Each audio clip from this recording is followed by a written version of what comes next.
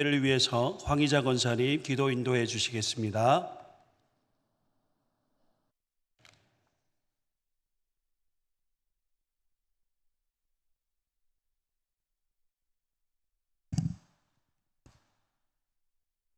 기도드리겠습니다. 이스라엘 백성을 불기둥과 구름기둥으로 지켜주신 하나님 아버지, 오늘 또 저희들을 하나님 섭리 안에 지켜주셔서 이 시간 몸된 제단에서 찬양 예배를 드릴 수 있는 귀한 시간 주시니 진실로 감사합니다. 죄 많고 흠을 많는 저희들을 택하여 하나님의 자녀로 삼아주시고 구원의 반열에 서게 하시며 하나님을 믿는 권세를 주셨지만 저희들은 하나님의 그 크신 사랑받고 살면서 그 사랑 그 은혜 깨닫지 못하였음을 이 시간 용서하여 주시옵소서. 저희들이 입술로만 주여 주여 하는 자가 되지 않게 하시며 참으로 우리 마음속에 온전히 주님을 사모할 수 있는 믿음을 주시고 날마다 겸손한 마음을 가질 수 있도록 주님 도와주시옵소서. 하나님 아버지, 저희 몸된 교회를 지켜주시옵소서. 일찍이 저희 교회의 아버지 하나님을 이 지역에 세우시고 100년이 넘는 긴 역사 속에서 먼저 하나님을 믿는 저희들이 이웃을 내 몸과 같이 사랑하며 참으로 하나님을 알지 못하는 많은 사람들에게 예수 그리스도의 향기를 나타내며 주의 복음을 잘 전하여서 이 지역의 빛과 소금의 역할을 잘 감당할 수 있도록 주님 도와주시옵소서. 하나님 아버지, 이 한 시간 예배드리는 우리 성도님들 한 사람 한 사람 마음속에 성령이 함께하여서 하나님의 귀한 말씀을 통하여 세임을 얻게 하시며 원치 않는 질병으로 가정에서 병원에서 주의 손길을 기다리고 있는 성도님들 주님 친히 찾아가 위로하시고 치료의 광선을 나타내 주셔서 하루속히 건강을 찾을 수 있도록 주님 도와주시옵기만을 간절히 바라고 원합니다. 하나님 아버지, 코로나로 인하여 우리 한국교회가 너무 어려운 가운데 있습니다. 하루속히 이 무서운 질병이 이 땅에 존재하지 않도록 도와주시며 참으로 우리 한국교회가 모이게 힘쓸 수 있도록 도와주시고 마음 놓고 예배드릴 수 있도록 주님 도와주시옵기만을 간절히 바라고 원합니다. 이 한 시간도 우리 믿음의 가족들이 이 모양 저 모양 많이 흩어져 있습니다. 어느 곳에 있든지 눈동자같이 지켜주시며 건강을 찾을 수 있고 건강할 수 있도록 주님 도와주시옵소서. 하나님 아버지, 우리 담임 목사님 날마다 영육간의 건강함을 지켜주시며 몸된 교회를 이끌어 나가기에 조금 더 부족함이 없도록 주님 도와주시옵소서. 아버지 하나님, 이 시간도 정성껏 준비한 합주단 예도 하나님이 영광 받아주시며 말씀을 통하여 우리 갈급한 심령 한 주간 또 복되고 아름다운 삶을 살아갈 수 있도록 주님 도와주시옵기만을 간절히 바라고 원할 때에 예수님의 이름으로 기도드리옵나이다. 아멘.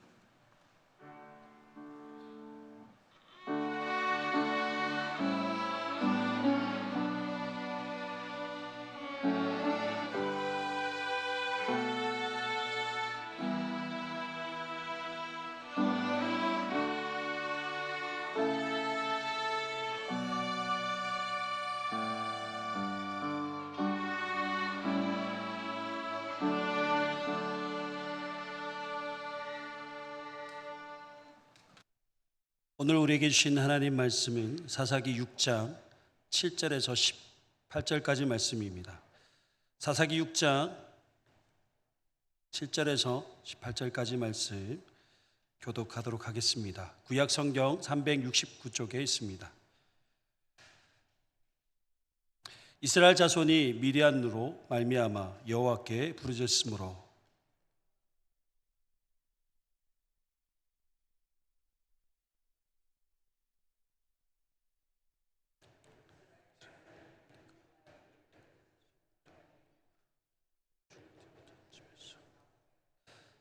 애굽 사람의 손과 너희를 학대하는 모든 자의 손에서 너희를 건져내고 그들을 너희 앞에서 쫓아내고 그 땅을 너희에게 주었으며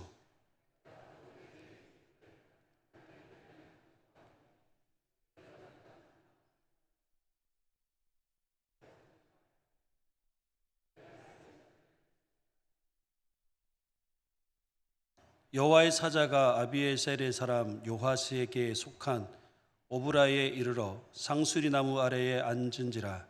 마침 요아스의 아들 기드온이 위대한 사람에게 알리지 아니하려 하여 밀을 포도주 틀에서 타작하더니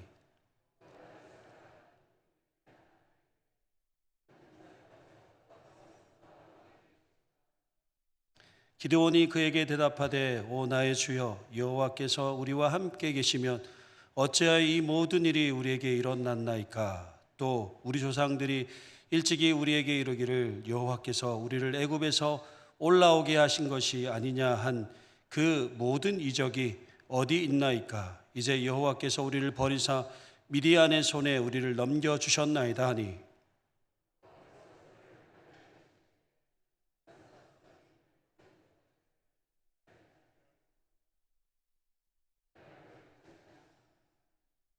그러나 기드온이 그에게 대답하되 오 주여 내가 무엇으로 이스라엘을 구원하리이까. 보소서 나의 집은 므낫세 중에 극히 약하고 나는 내 아버지 집에서 가장 작은 자이니다 하니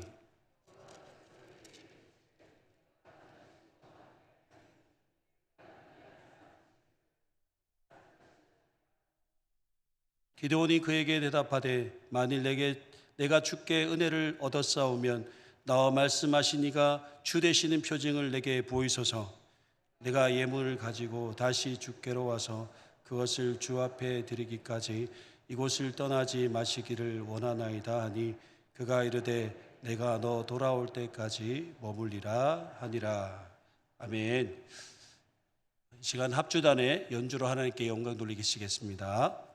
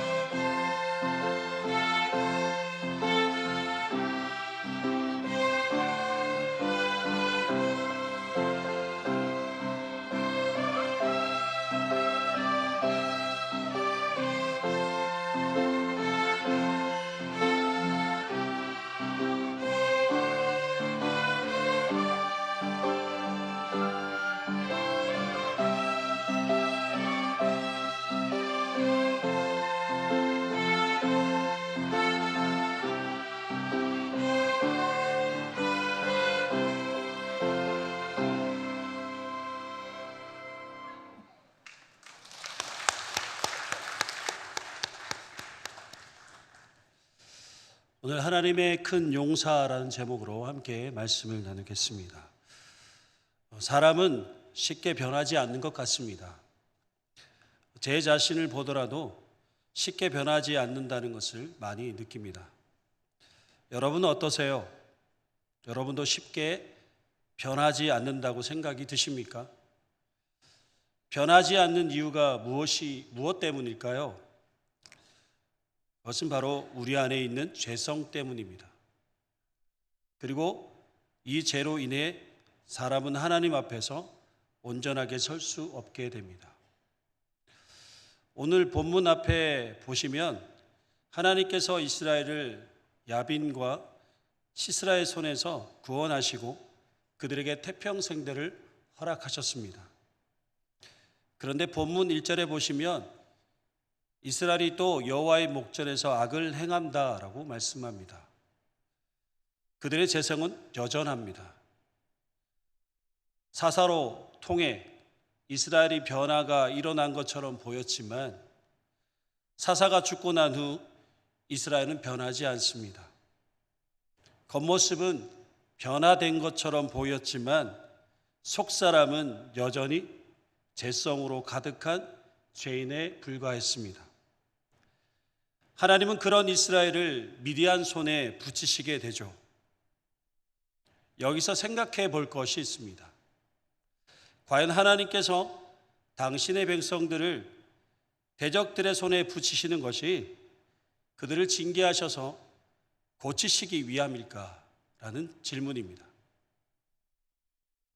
그런데 여러분, 인간은 절대로 징계를 받아 고쳐지고 수리될 수 없는 존재가 아닐까라는 생각을 합니다. 창세기 8장 20절과 21절 말씀을 제가 읽어드리겠습니다.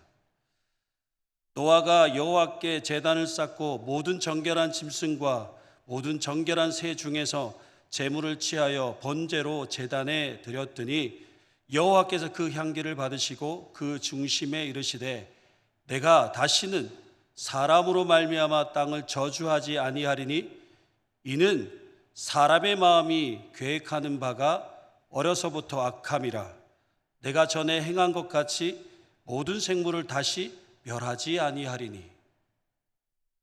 하나님께서 이 세상을 더 이상 홍수로 멸하시지 않으실 것을 약속하십니다. 그런데 왜 하나님은 이 세상을 더 이상 홍수로 멸하지 않으시겠다라고 약속하시는 것일까요? 사람이 홍수로 혼쭐나서 이제는 정신을 차려서 그러신 것일까요? 그렇지 않습니다. 홍수가 온 세상을 덮어 노아와 그의 식구들 외에는 이 세상의 모든 생명체가 멸망을 당하였는데도 불구하고 하나님은 말씀하시죠. 뭐라고요? 사람의 마음이 계획하는 것이 어려서부터 악함이라 라고 말씀합니다. 여기서 무엇을 알 수 있겠습니까? 타락한 인간은 징계나 벌로 쉽게 고쳐지지 않는다라는 것입니다. 그래서 하나님께서 징계나 벌로 인간들을 고치는 방법으로 쓰시지 않으신다라는 것입니다. 그런데 왜 하나님은 그 패역한 이스라엘을 반복하여 징계를 하시는 것일까요? 사사기 6장까지 살펴보고 있습니다. 하나님은 이스라엘 이웃 이방 민족들을 이스라엘에게 붙이셔서 이스라엘을 징계하셨습니다. 그럼에도 이스라엘은 계속해서 하나님 목전에서 악을 행하게 됩니다. 사사기를 읽으면서 하나님은 왜 이렇게 지루한 과정을 계속해서 반복하실까라는 생각을 하게 되었습니다. 생각해 볼 때 하나님은 이스라엘을 고치시기 위해 이스라엘을 대적들의 손에 붙이신 것이 아니라 오히려 그들의 실체를 폭로시키는 용도로 이스라엘 대적들의 손에 붙이신 것은 아닐까 생각을 하게 됩니다. 그리고 하나님은 어떤 상황 속에서도 살아 역사하시며 하나님의 백성들의 삶을 이끌고 계신다는 것을 알려주시기 위해 이스라엘을 끊임없이 대적들의 손에 붙이시는 것이라고 생각을 합니다. 그때마다 이스라엘은 자신들의 아니만을 관심을 가졌고 그들의 그러한 실체를 계속 드러내시는 것을 전혀 깨닫지 못했습니다.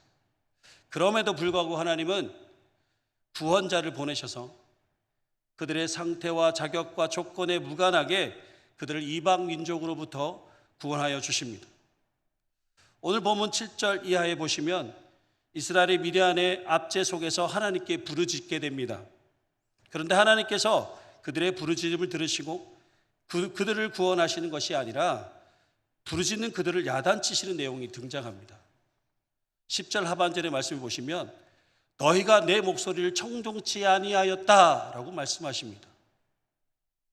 이 말씀의 의미는 왜 애굽에서 그들을 이끌어낸 하나님을 전적으로 신뢰하지 못하고 하나님의 말에 청종하지 않느냐? 왜 하나님을 살아계신 존재로 인정하지 않느냐라는 말씀입니다. 여러분 생각해 보십시오. 이스라엘이 그들을 애굽에서 이끌어낸 하나님을 전적으로 신뢰하고 그분만을 의지했다면 아무리 미디안이 그들을 괴롭힌다 하더라도 그토록 절망하지 않았을 것입니다. 6절과 7절 말씀 보시면 이스라엘 하나님께 부르짖는 이유에 대해서 말씀하고 있습니다. 미디안으로 말미암아 궁핍이 심한지라 이 미디안으로 말미암아 여호와께 부르짖었다라고 기록하고 있습니다. 비록 미디안의 압제를 받고 있지만 만약에 그들이 궁핍하지 않고 나름 먹고 사는 것에 별 어려움이 없고 아쉬울 것이 없을 정도로 그럭저럭 사는 것에 만족했다면 그들이 과연 하나님을 향해 부르짖었을까요? 여러분, 이스라엘의 부르짖음은 눈앞에 닥친 고난에서 벗어나기 위한 어쩔 수 없이 부르짖고 있는 것처럼 그렇게 보여집니다. 하나님께서 이스라엘과 우리에게 원하시는 부르짖음이 무엇일까요? 그것은 바로 상한 심령의 부르짖음입니다. 하나님, 저는 하나님의 은혜가 아니면 도저히 살아갈 답이 없는 인간입니다. 그러니 하나님 도와주십시오.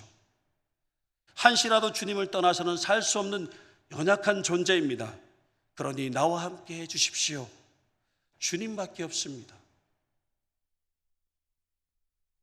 이런 상한 심령의 부르짖음, 이 부르짖음을 하나님께서는 원하시고 계신다라는 것입니다. 자기를 부인하는 가운데 심령 깊숙한 곳에 나오는 하나님을 향한 외침이 여러분 진짜 부르짖음인 것입니다. 그럼에도 이스라엘은 여전히 자기 자신의 안위와 평안을 위해서만 부르짖고 있습니다. 그런데 이 문제가 여러분 이스라엘만의 문제는 아닌 것 같습니다. 지금 이스라엘의 모습이 혹시 저와 여러분의 모습은 아닌지 한번 돌아봤으면 좋겠습니다. 여러분, 그러나 참 감사한 것은 하나님의 은혜는 계속해서 우리를 향해 흐르고 있다라는 것입니다. 사사기는 계속되는 이스라엘의 재앙생을 말하고 있습니다. 그러나 그들의 재앙을 덮으시는 하나님의 은혜가 흘러넘치는 이야기가 또한 사사기의 이야기입니다. 하나님은 오늘 기도원 이야기를 통해 어떤 은혜의 말씀을 들려주실까요? 기도원 저와 여러분이 너무나 잘 알고 있는 사사 중 한 사람입니다. 기도원 하면 무엇이 생각이 나십니까? 바알과 싸우는 자라는 의미의 여룻바알이라는 이름을 가진 대단한 존재, 그리고 기도원의 300용사, 한마디로 용사의 휘하에서 두려움 없이 적진으로 돌격한 한 용사들의 이야기죠. 그런데 여러분 보시기에 그 용사들의 이야기의 시작이 조금 이상합니다. 11절 말씀을 보실까요? 여호와의 사자가 아비에셀 사람 요아스에게 속한 오브라에 이르러 상수리 나무에 앉은지라. 마침 요아스의 아들 기드온이 미디안 사람이 알리지 아니하려 하여 밀을 포도주 틀에서 타작하더니. 하나님께서 기드온을 찾아오셨는데 기드온이 포도주 틀에서 밀을 타작하고 있습니다. 여러분, 타작은 바람이 통하는 넓은 공간에서 해야 하는 것입니다. 그런데 그 넓은 공간에서 타작을 하는 것이 아니라 포도주를 따는 포도주 틀에서 타작을 하고 있습니다. 왜 그렇게 했을까요? 본문 11절 말씀 보시면 기드온이 미디안 사람에게 들키지 않으려고 숨어서 타작을 하고 있는 것입니다. 미디안 사람이 추수 때마다 되면 낙타떼를 몰고 들어와 이스라엘 약탈해 갑니다. 그런 일이 7년간 계속되다 보니 이스라엘 사람들에게 노하우가 생긴 것이죠. 줄 만큼 다 주고 감추어 둔 것은 들키지 않게 실내에서 타작을 해서 겨우 목숨만을 유지하자는 것입니다. 실내에서 타작을 할 정도면 아주 적은 양의 밀일 것입니다. 그 적은 양의 밀을 몰래 숨어서 포도주 틀에서 타작을 하고 있는 기드온을 상상해 보십시오. 제가 상상을 해봤는데요, 마치 한 동물이 생각나더라고요. 혹시 미어캣이라고 아십니까? 이렇게 저를 보시면 이렇게 있다가 쏙 이렇게 나와서 미디안이 오는지 안 오는지 확인을 하는 거죠. 이런 기드온에게 11절에 뭐라고 부르고 계십니까? 12절에 보시면 여호와의 사자가 기드온에게 나타나 이르되 큰 용사여 여호와께서 너와 함께 계시도다 라고 합니다. 여러분, 미디안의 수탈이 두려워서 포도주 틀 안에서 한없이 웅크리는 모습으로 밀을 타작하는 기드온의 모습, 어디에서 용사의 모습이 있다고 말씀하실 수 있겠습니까? 히브리어로 이 용사는 깃보르라고 합니다. 그 의미는 힘센 사람, 담대한 사람, 강력한 능력을 소유한 사람을 지칭하는 표현입니다. 창세기 10장 8절에 니므롯을 가르쳐 세상의 첫 용사라는 표현을 하고 있습니다. 이때 쓰여진 용사가 깃브로라는 같은 의미의 용사입니다. 용사라면 불굴의 정신과 용기로 때로는 그의 필적하는 무력을 소유하고 일반인의 범주를 훌쩍 뛰어넘는 사람을 용사라 부르지요. 인간은 누구에게나 이 용사가 되려는 기질이 있습니다. 누가 뭐라 해도 내가 원하는 길을, 내 의지를 가지고 용기 있게 가고자 하는 마음, 그것이 극대화되면 하나님 없이도 나 혼자도 무엇이든 감당해낼 수 있을 것 같은 그런 용사가 되고자 하는 마음을 가지려고 합니다.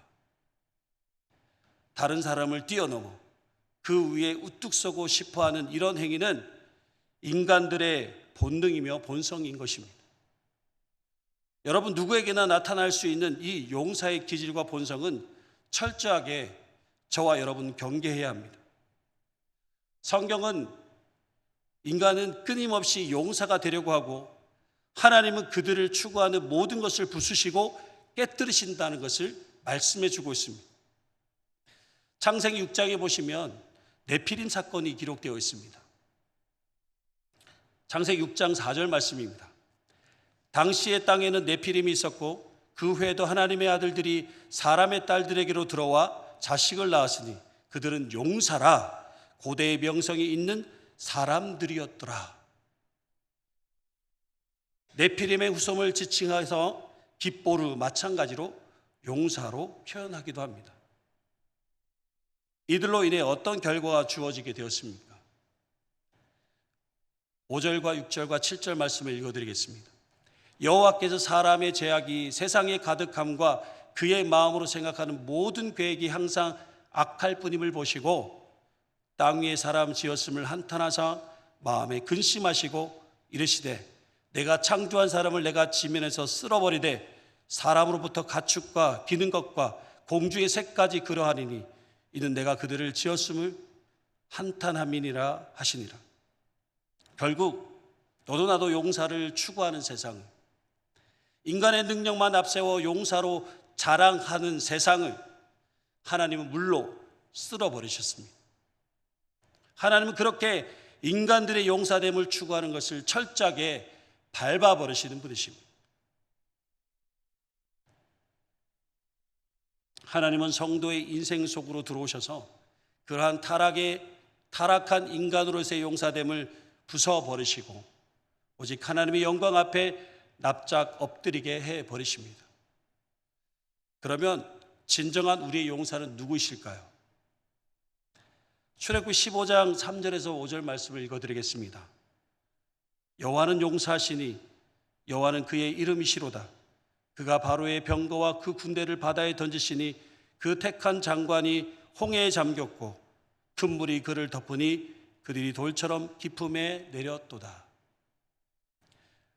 모세가 지금 하나님의 큰 일을 찬양하고 있습니다. 용사이신 여호와께서 큰 물로 애국 군대들을 다 몰살시키셨다라는 것입니다. 당시 애굽은 최고의 용사 집단이었습니다. 최고의 용사가 있는 애국 군대를 심판하신 것입니다. 홍해 바다의 구원사의 역사는 용사인 척하는 자들을 치시는 진짜 용사이신 하나님의 역사인 것입니다. 기드온의 이야기 또한 용사 기드온의 이야기가 아니라 가장 큰 용사 하나님의 이야기인 것입니다. 그리고 가장 큰 용사에 의해 용사로 부름받은 거저먹은 용사가 바로 기드온입니다. 하나님의 사자가 기드온을 향하여 큰 용사여 여호와께서 너와 함께 계시도다라고 말씀을 전하자 기드온은 변명을 하게 됩니다. 하나님이 이스라엘과 함께 하신다면 어떻게 이스라엘이 미디안에게 그렇게 멸시당하도록 놔두시겠느냐라는 것입니다. 기드온은 하나님의 함께 하심을 자신의 환경과 상황 속에서 찾고 있는 것입니다. 자신의 안목으로 자신의 주변에서 일어나는 일들을 말하고 있는 것이죠. 눈에 보이는 힘으로 용사됨을 추구하는 모든 인간들의 사고의 한계에서 기드온 역시 벗어나지 못하고 있습니다. 하나님께서 이스라엘과 함께 살아서 역사하셨다면 이스라엘이 세상 속에서 용사가 되었을 것이고 이 세상 그 누구도 이스라엘을 건드리지 못했을 것이라는 말입니다. 기드온은 계속해서 자신의 상황과 처지와 조건을 두고 이야기하며 변명을 합니다. 나의 집은 문하셋 중에 극히 약하고 나는 내 아버지 집에서 가장 작은 자이니다. 그러니 다른 사람을 알아보라고 합니다. 사랑하는 성도 여러분, 오늘 말씀은 기드온이 자신의 연약함을 토로하고 겸손하게 사양하는 모습을 보여주고자 함이 아닙니다. 기드온이 얼마나 무력하고 부족한 존재인지를 완벽하게 드러내고자 하는 것입니다. 인간적인 한계에 대해서 분명하게 보여주고 있는 것입니다. 그리고 무력하고 부족한 존재인 기드온을 통해 하나님이 함께 하심으로 그가 미디안 한 칼에 물리치는 용사가 될 것을 말씀해 주고 있습니다. 우리 16절 말씀 함께 보실까요? 여호와께서 그에게 이르시되 내가 반드시 너와 함께 하리니 내가 미디안 사람 치기를 한 사람을 치듯 하리라 하시니라. 아멘. 그런데 하나님의 승리의 약속은 기드온의 자격이나 힘이나 노력이나 열심에 근거한 것이 아니라 하나님의 함께 하심을 근거로 주어지는 약속인 것입니다. 내가 반드시 너와 함께 하겠다라는 이 약속이 바로 기드온을 큰 용사로 부르신 이유이십니다. 그러니까 기드온의 이야기를 통해 우리에게 진정한 용사란 무엇이냐라고 찾는다면 진짜 용사이신 하나님 앞에서 완전히 항복하고 하나님만을 의지하는 자를 말하는 것입니다. 사랑하는 성도 여러분, 성도의 강함은 힘의 소유에 있는 것이 아니라 살아계신 하나님을 신뢰하는 것에 있습니다. 기드온을 향한 권면의 말씀은 그것을 보여주고 있는 것입니다. 하나님을 계속해서 시험하는 기드온을 향해 하나님은 그러한 기드온에게 단호하게 명령을 하십니다. 기드온의 아버지의 집에 있는 바알과 아세라 단과 신상을 헐어버리라고 합니다. 성경은 지금 이 세상의 가시적인 힘과 눈에 보이는 현상들 그리고 거짓 용사들의 모습들로 포장된 우상들을 헐어버리라고 말씀하고 있습니다. 하나님은 기드온과 이스라엘 백성들에게 하나님이 그들의 큰 용사 되심을 알게 하시기 위해 그것에 대한 증명을 계속해서 하고 계십니다. 기드온과 300용사를 통해 하나님은 무엇을 보여주시고자 하신 것일까요? 13만 5천이라는 대군 앞에 300명의 조족 지혈과 같은 현재 이스라엘의 영적 수준, 하나님의 군대라고 하기엔 너무나 초라하고 어이가 없을 만큼 미약함을 보여주고 있는 것은 무슨 이유일까요? 하나님은 300이라는 숫자로 이스라엘의 실체를 은유하고 계시는 것입니다. 하나님의 백성 이스라엘, 그리고 그를 이끌고 있는 기드온의 실체는 13만 5천 앞에 300과 같은 존재라는 것입니다. 하나님은 기드온과 이스라엘의 무장을 완전히 해제시켜 버리신 것입니다. 심지어 무기도 주지 않으십니다. 기드온과 300인의 군사가 가지고 있는 것은 나팔과 항아리와 횃불입니다. 어디 대보름 놀이를 가는 것도 아니고 14만 5천의 대군과 전쟁을 치러 가는 사람들이 나팔과 항아리를 들고 나서는 것은 여러분 누가 봐도 그 전쟁은 진 전쟁입니다. 그러나 그것은 인간의 관점에서 본 전쟁의 양상일 것뿐입니다. 하나님은 숫자의 개념을 초월하신 분이십니다. 기드온 역시 그것을 깨닫고 전적으로 하나님을 의지하는 심령이 되었기 때문에 하나님의 전쟁으로 승리할 수 있었던 것입니다. 마지막까지 불안하고 하나님에 대해 일말의 의구심을 남았던 기드온이 적진에 들어가게 됩니다. 그리고 그 적진의 보초들의 꿈을 이야기를 통해 기드온은 하나님을 향해 신뢰와 의지를 가지고 적진을 향해 나아가게 됩니다. 그리고 14만 5천 명의 적들이 야영을 하는 산지에 숨어서 나팔을 불고 항아리를 깹니다. 참 이상하지 않습니까? 여러분 한번 생각해 보십시오. 나팔을 불고 항아리를 깹니다. 전쟁에서 승리를 합니다. 이게 가능한 일일까요? 여러분 한번 생각해 보십시오. 13만 5천 대군과 전쟁을 치르는 가운데서 300인 용사가 한 것은 다른 것이 아니라 나팔을 불고 항아리를 깨뜨렸다라는 것입니다. 그것으로 인하여서 전쟁에 승리를 이루게 됩니다.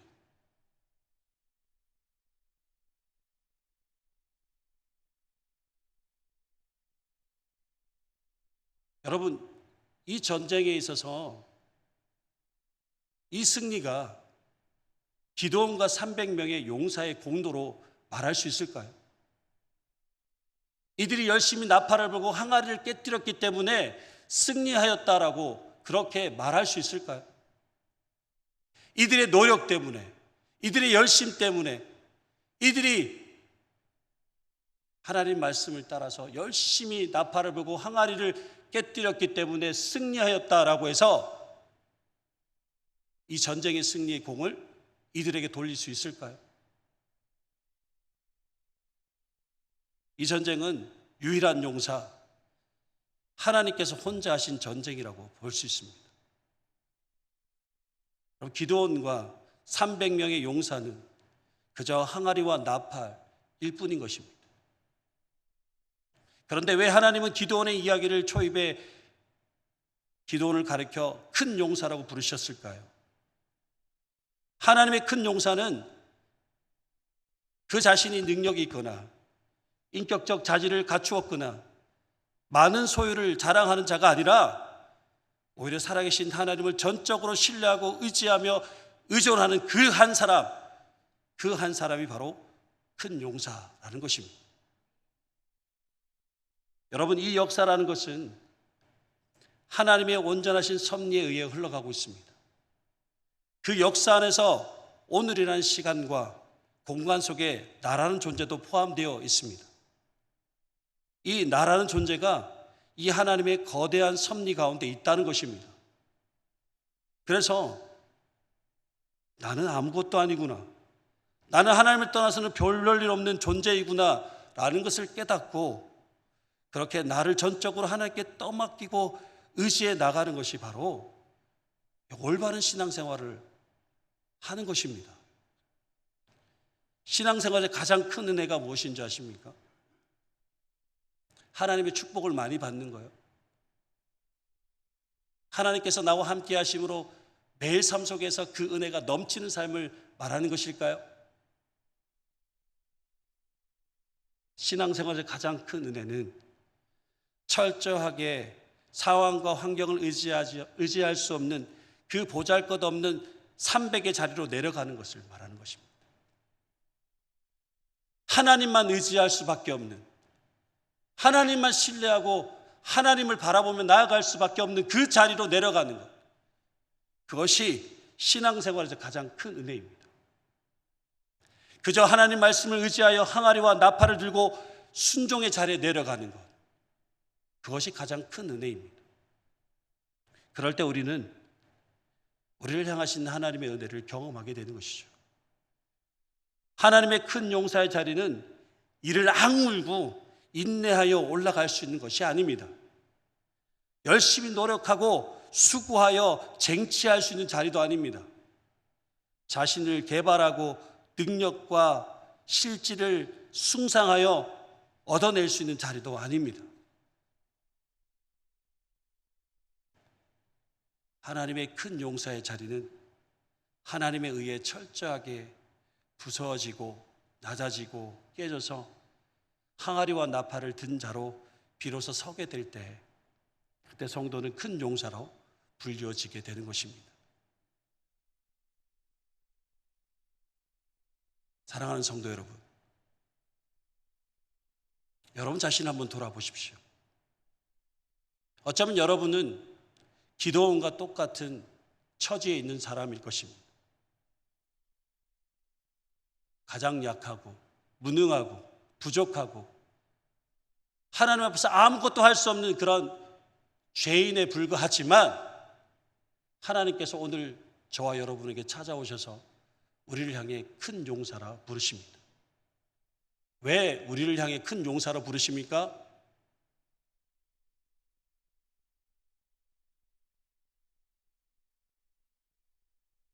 하나님을 온전히 신뢰하고 하나님만 의지하고 하나님의 능력을 통하여서 우리가 믿음으로 그 길을 걸어가는 사람이기에 하나님께서 우리를 큰 용사로 부르고 계시는 것입니다. 여러분, 나의 강함을 드러내려고 살지 마십시오. 나의 강함보다 하나님이 나에게 큰 용사가 되시고 나에게 강한 능력을 가지신 그 하나님으로 인정하고 그 하나님을 온전히 의지하고 살아갈 때 우리는 하나님 안에서 큰 용사의 삶을 살 수 있을 줄 믿습니다. 우리 자신이 강해지는 것에 기쁨을 두려고 하기보다는 주님이 강하신 분이라는 사실을 기쁨에 두고 그 주님께 온전히 붙들려서 한 주간도 승리하며 살아가시는 믿음의 큰 용사가 되시길 주님의 이름으로 축복합니다. 기도드리겠습니다. 하나님, 우리는 이스라엘 백성들과 같이 매일 반복하여 죄를 짓고 사는 죄인에 불과합니다. 그런데 우리는 이 사실을 읽고 내가 원하는 삶을 살고 하나님 없이도 무엇이든 감당해낼 수 있을 것 같은 거짓된 용사의 삶을 살아왔습니다. 오늘 말씀을 통해 우리가 얼마나 무력하고 부족한 존재인지 깨닫게 하시니 이제 다시 오직 하나님을 의지하고 신뢰하는 자리로 내려가기를 원합니다. 큰 용사 되시는 하나님에 의해 우리의 완악함과 교만함이 철저하게 부서지고 낮아지고 깨어짐으로 우리 손에 들려진 항아리와 나팔들로 세상을 승리하는 하나님의 강함을 나타내는 믿음의 큰 용사의 삶이 되게 하여 주시옵소서. 그리하여서 늘 하나님의 뜻을 이루며 하나님의 온전한 나라를 이루어 나갈 수 있는 우리의 삶이 될 수 있도록 축복하여 주시옵소서. 감사를 드리며 예수님의 이름으로 기도드리옵나이다. 아멘. 찬송가 351장입니다.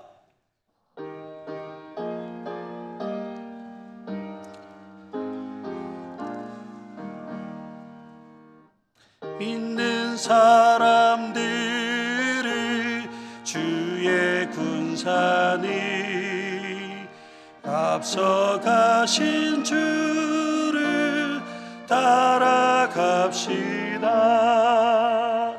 우리 대장 예수 길을 들고서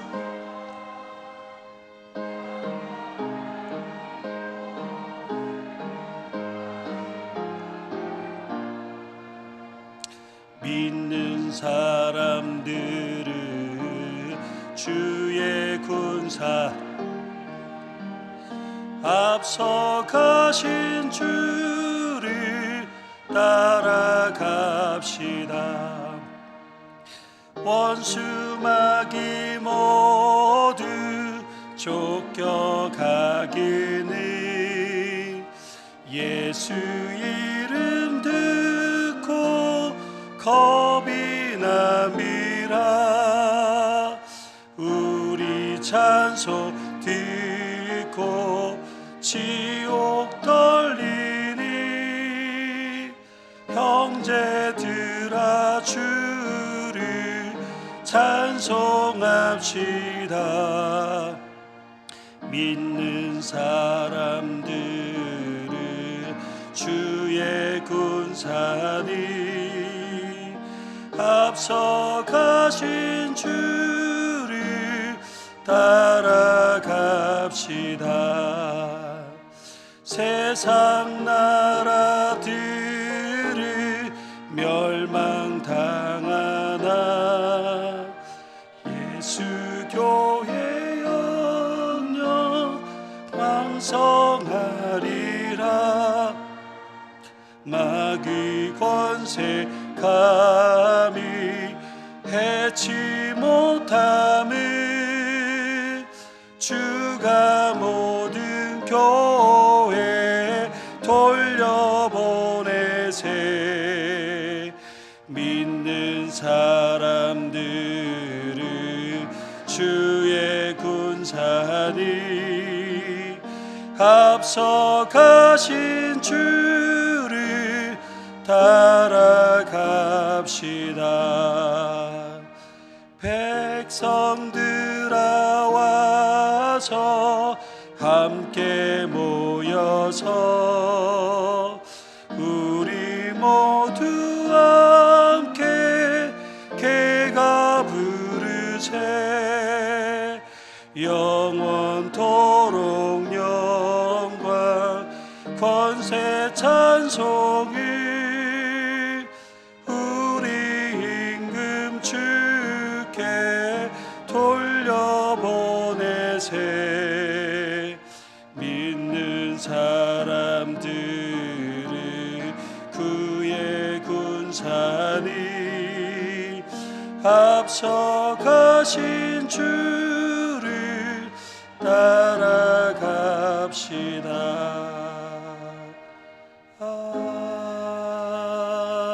아멘. 담임 목사님 나오셔서 교회 소식과 축도하시겠습니다.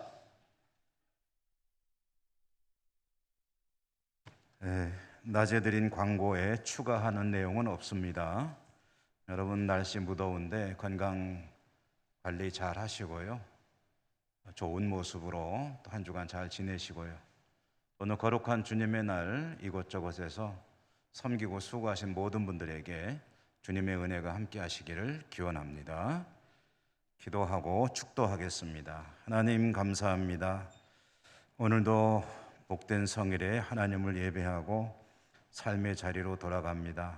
언제나 함께 해주시고 하나님께 기쁨이 되고 영광을 돌리는 저희 모두가 되게 하여 주시옵소서. 예수님 이름으로 감사하고 기도드립니다. 아멘.